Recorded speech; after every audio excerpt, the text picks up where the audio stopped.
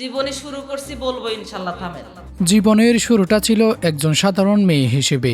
নাম ছিল মুসাম্মাদ খাদিজা খাতুন। কিন্তু সময়ের ব্যবধানে আজ তিনি পরিণত হয়েছে মাওলানা হিসেবে। তার এই পথ চলার গল্পটাই যেন অনেকের কাছে বিস্ময়ের। তার বাড়ি সিরাজগঞ্জ জেলার তাড়াশ উপজেলায়। বাবা একজন সেনা কর্মকর্তা। 3 বোনের মধ্যেই তিনি ছিলেন সবার ছোট।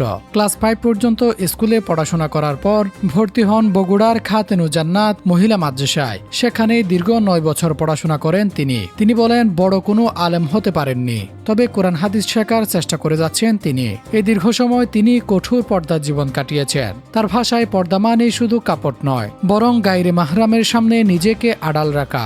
মাদ্রাসায় পড়াশোনার পাশাপাশি শুধুমাত্র সার্টিফিকেটের জন্য ভর্তি হন স্কুলেও। এসএসসি ও এইচএসসি পরীক্ষায় ভালো ফলাফল করেন তিনি। এরপর ভর্তি হন ঢাকা একটি প্রাইভেট বিশ্ববিদ্যালয়ে টেক্সটাইল ইঞ্জিনিয়ারিং বিভাগে।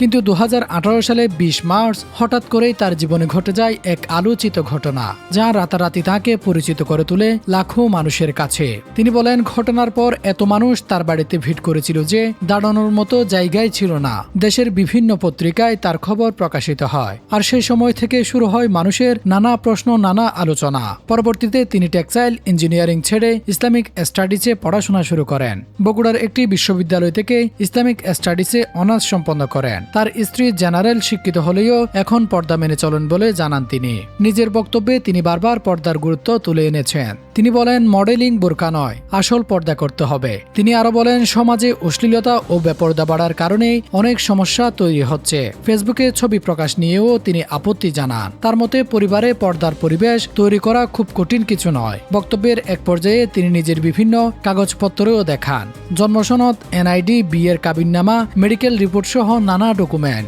কারণ অনেকেই তার পরিচয় ও অতীত নিয়ে প্রশ্ন তুলেছেন। সবশেষে তিনি বলেন, তিনি বড় কোনো আলেম নয়, শুধু কোরআন হাদিস শেখার চেষ্টা করছেন। আর মানুষের কাছে তার একটাই অনুরোধ, ধর্মকে জানুন, বুঝুন এবং নিজের জীবনকে সুন্দরভাবে গড়ে তুলুন।